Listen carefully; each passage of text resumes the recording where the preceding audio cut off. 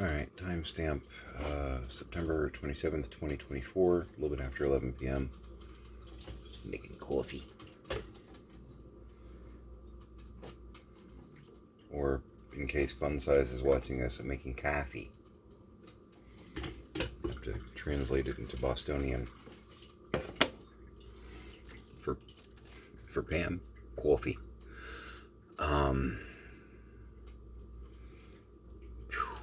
Hell of a day. So everybody here is okay. Just to get that out of the way. I feel fine. Took Hexy to the vet today to try and get his chronic sniffle situation dealt with. He's about 2 years old, humorously enough. He's asleep on the windowsill over there. We adopted him right before Hurricane Ian came through. We got him from a very nice nurse. I overheard her talking to one of my cashiers, and she was talking about how she was going to be going to Greece, I think it was, and Hurricane Ian was coming in, and she had found a kitten, and she was trying. She already had 2 cats or 3 cats. She couldn't take any more. But being a nurse, she was trying to get the cat healthy and foster and all that kind of stuff. And I definitely was supposed to overhear that conversation. I was just kind of passing through, and I did. I just stopped in my tracks. I'm like, kitten that needs a home, because we need more cats here. But I just felt like I'm supposed to do something here. And I'm glad I did, because he's my buddy. But he has chronic sinus issues. He doesn't have a cough, or calf. I just have way too much fun with that. But he does have chronic sneezes, and he always has a runny nose. At least once a day he will, and something white, green, or yellow will. It's exciting. You don't want to be on the receiving end of that. It's not like alien blood. It won't eat through the floor, but it's kind of gross.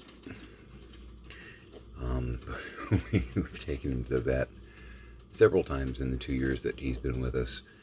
And on 3 separate occasions, they prescribed an antibiotic treatment. They were like, this should do it. No. Did the full regime? No. Didn't work. So we're on, I don't remember the name of the medication. Pix has it. She has it all set up, but we're on attempt number 4. So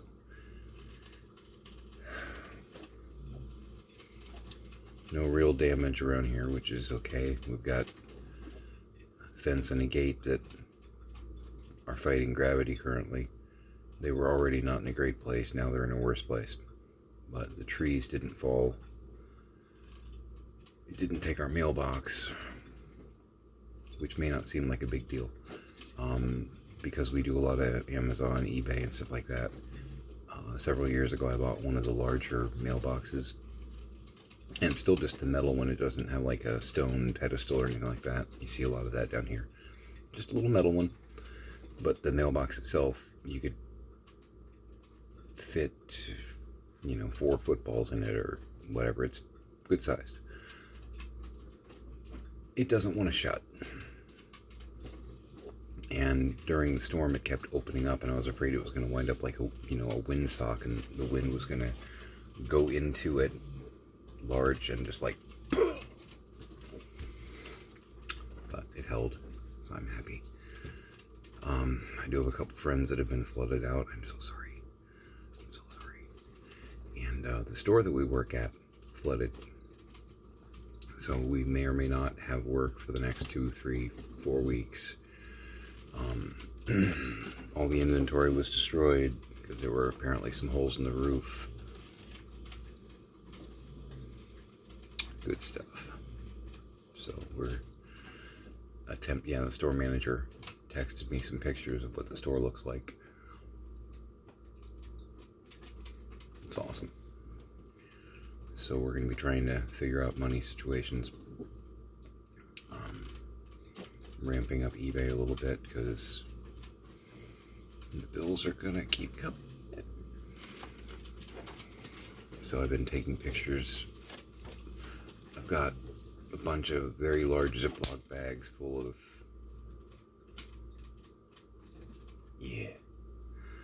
a couple very large Ziploc bags of like G.I. Joe guns and Star Wars guns and stuff like that. Mostly 3 3/4, some 6-inch. And I'm attempting to take pictures of and catalog all those guys. Because especially the older ones, they can be worth some wampum.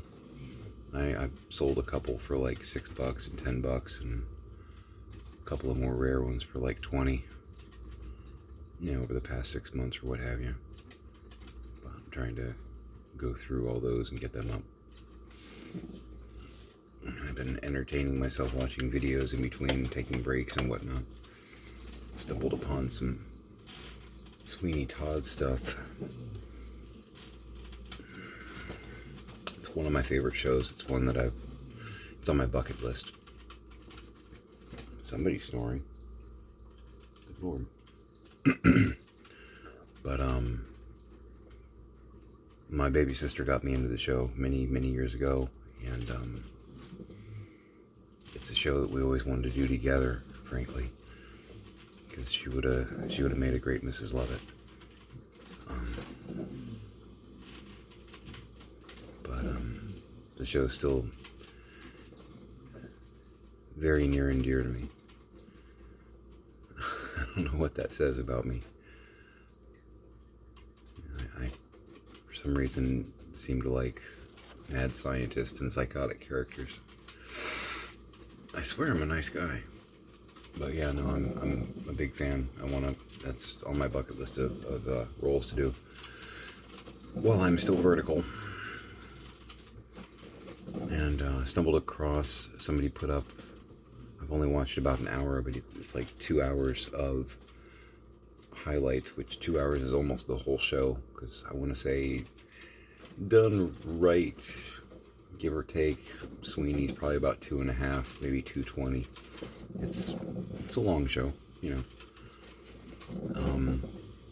but somebody put up pretty good quality footage. It's bootleg, but what can you do? Of I don't know how his name is pronounced, but I've seen him in a ton of things. Aaron Zweit. I know him, I think, best, and I think I've got the right guy, from Next to Normal. He was Gabriel. It's another show that I love to do. I very much love to do that.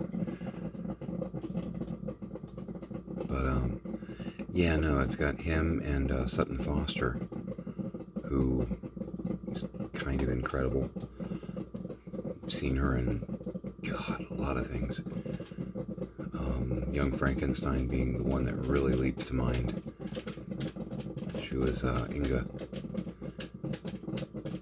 Really, really funny. And hell of a voice. Hell of a voice. Now, I'm trying to figure out if they brought the music up an octave for Aaron. We're not even going to talk about Johnny Depp, because they made all kinds of accommodations for him, and I love Johnny Depp. You know what I mean? Amber Heard can suck it.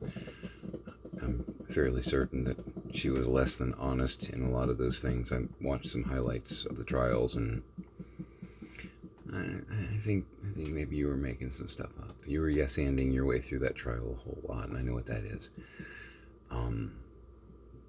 But yeah,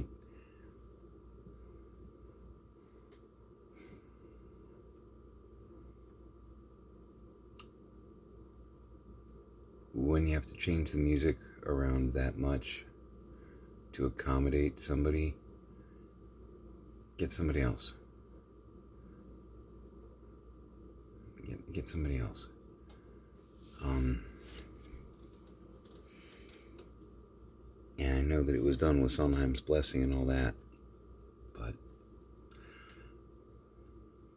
I do take that a little personally. Look, Sweeney Todd is one of the one of the best parts out there that was ever written, especially for a baritone bass.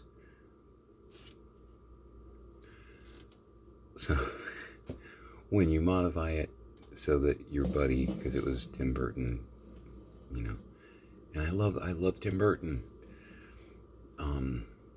But when you modify it so that your buddy can play the lead part, I don't know. I'm a little offended by that. But yeah, no, my baby sister got me into the show a long time ago. We actually tried to put a production together 20 years ago, and we could never seem to quite make it work. But she had gotten a hold of the videotape version because, you know, it was last week with George Hearn and Angela Lansbury. And between the two of us, we wore out a VHS copy and had to go buy another one eventually. It's just so damn good. But George Hearn became kind of, you know, the bar. I like what Aaron's doing. I'm trying to figure out if they raised it an octave though, which I can forgive because of how just freaking talented he is. Pretty women are a wonder.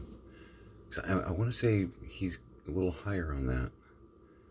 Pretty women blowing out the candles, and it's scratchy right now, but maybe they raised it like a half an octave, or just every now and then they went up. I don't know, because he's not really a baritone bass.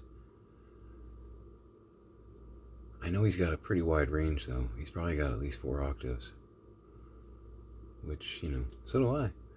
I don't have 5. I'm like 4 1/3. True story. But yeah, I'm like not sure if they modified it or not. I can't tell. I'm not sure. But I mean, that's the mark of good, in my opinion, is that I'm not sure, because it still sounds really pure. And Sutton Foster is just knocking it out of the park. Mind you, I like Helena Bonham Carter in the part as well. Maybe not a singer per se, but the snarky devil may care attitude, nailing it. But yeah, Sutton Foster's she's having way too much fun with it. Really, really good. The whole cast has been really impressive, really. Their Joanna, I've seen a lot of Joannas where their voice is like almost shrill, you know, where it breaks glass and makes your brain start to boil. And their Joanna actually is pretty tolerable. Their Anthony's great. Their Turpin, he's got sort of a weird nasal thing that he's doing. Pretty women, you know, but it gives him almost a... You see that sometimes when people are almost doing like satire or parody of like English aristocracy and whatnot. No, I don't believe that's going to happen. You know, that almost Anthony Daniels kind of, no. He's almost doing that kind of thing, and it actually really works. It really works. Their Beetle is really good. I'm impressed. I'm impressed. Production-wise, I'm really impressed. Their Beatles really playing it up like almost foppish, which is fun. Very flowery and very almost effeminate.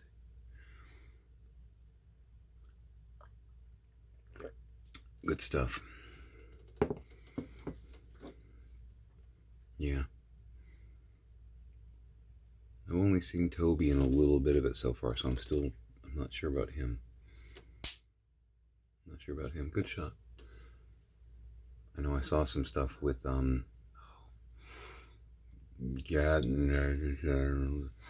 from I can't think of the kid's name from Stranger Things.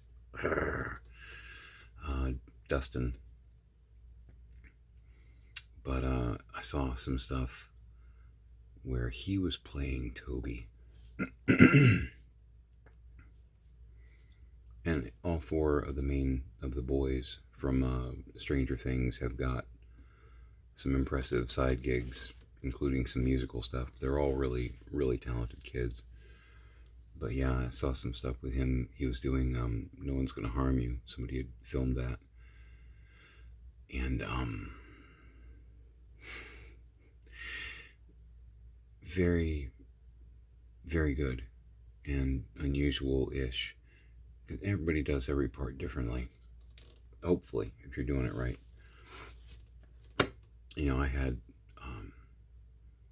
a little bit of criticism when we did Rocky. I had a couple people that were like, you know, you're no Tim Curry, and it's like, I'm not trying to be Tim Curry.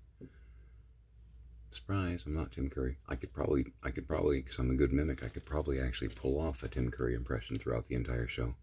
But that wasn't the point. You know, I wasn't attempting to do a Tim Curry impression. No one in the cast was attempting to do an impression of any of the original film actors. I wouldn't let them. You know, you take the script, you read the script, and you play the part the way you interpret the part, not the way Susan Sarandon did, or Barry Bostwick, or even Richard O'Brien. You know, you do it how you read it. You do it how you want to react to other people on stage presenting their version of the character. Be authentic. But yeah, I was struck by, saw Vienna production of Rocky Horror, and I was amazed. It's probably the best production I've ever seen. Just amazing. But they played it a lot more like a B movie on stage, because when you read the script, it's a B movie. It's a 50s B movie with raunchy sexuality, costumes that you never would have been able to get away with in the 50s, and music. But it's a B movie. That's the way it's set, really, realistically. And so I tried to emulate that. I didn't copy things they did, but I took the spirit of that. And also, I read, and I don't think I've mentioned this here before. I think I mentioned this in a lecture at the shop. We were doing a theater workshop.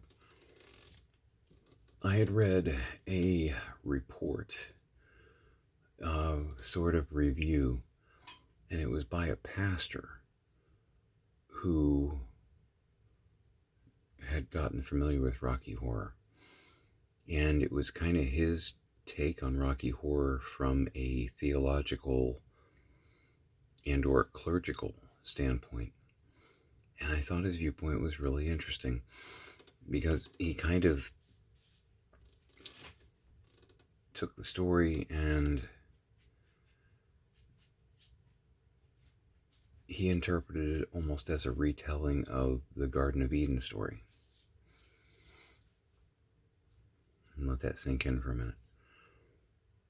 With Brad and Janet being Adam and Eve, and Frankenfurter being basically the serpent, tempting them with new and exciting ideas. And I read, it was like a 3-page just review, philosophical viewpoint, translation, I don't even know what to call it. And I was just kind of blown away by it, because I'd never really considered it that way. I thought, wow, that's a really neat take on it. And I did actually try and it did affect my performance in that I did, on a couple of lines delivery wise, I did kind of try and deliver it almost like I in my mind I envisioned a serpent might, sort of temptation, you know, try and do that kind of thing lyrically with my voice. Just 'cause it influenced me. It was just kind of such an interesting take on it. Get him, get him. But yeah, I wasn't trying to be Tim Curry. Rocky. Could I? Probably. I'm that good. No, really, as a mimic, I am pretty good. But yeah, I'm only like an hour into the 2 hours of what they've collected Sweeney wise, and I like what I see. And with the ensemble, they're doing some neat blocking in some of the group numbers and whatnot. Really interesting. Really, really interesting. Slick, smooth. I like it. I like it. Mm.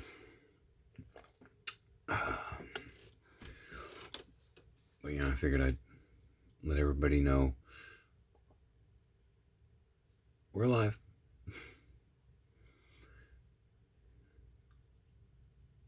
Definitely trying to figure things out. Because, not able to go to work for a couple weeks. We're already really, really lean. So that's not great. You know, we've, we've been in better situations before. And I swear the roughness in my throat and whatnot, it's not a lung thing. I've been drinking coffee all day. I have smoked 2.5 cigars today. I've had a lot of long days recently, longer than I prefer, you know. I do have a little bit of stuffiness in the nose. I'm gonna take a shower probably before I go to bed.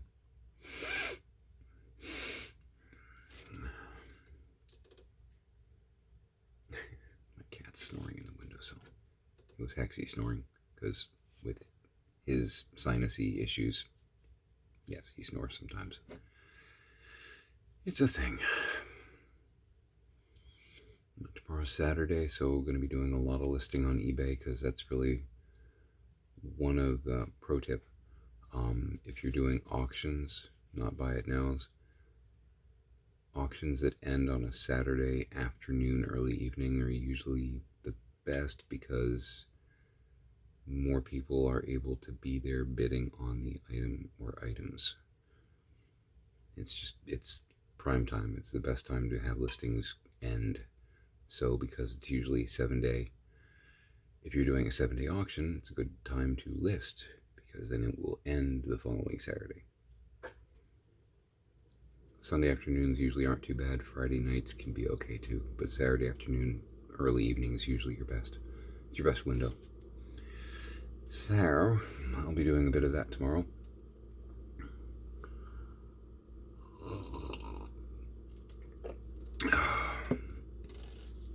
Bunch of Star Wars guns, G.I. Joe guns. I think I have some Turtles equipment too.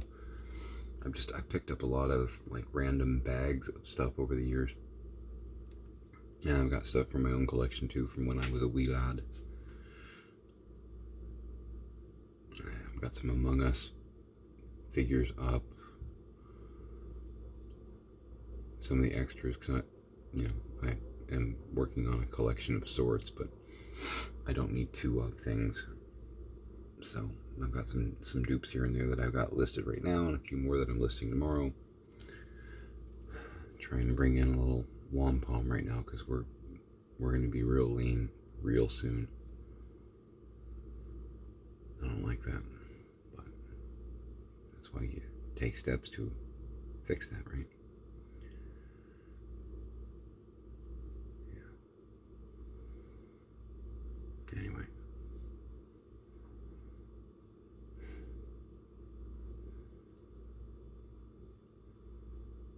did talk to my mom today, but I couldn't get out of her whether or not Dad went to an appointment to see if he has Alzheimer's or not. I mean, I know he does, but I don't know if he's already been to the appointment where they were going to do the memory testing. And she wanted to talk about everything other than that. So, it makes me wonder if they did go and she got news she didn't like.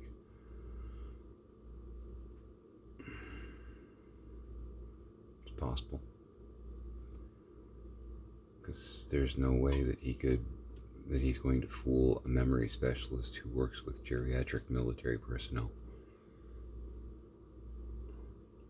You know, when a sales guy at Lowe's and a cashier at Publix, after 5 minutes of dealing with him, know that there's a problem, I don't think a medical professional who trains in this sort of thing is going to be bamboozled.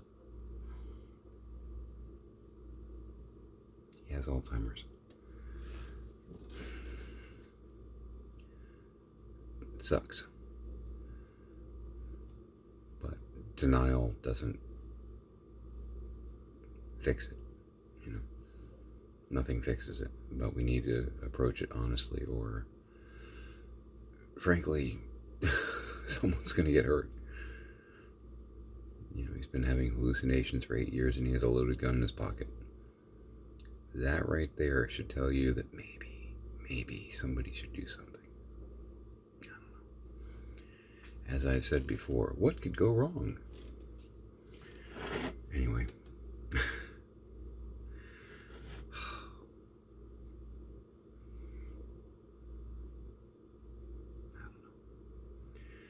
Anyway, I'll check in again tomorrow. Make it a great day.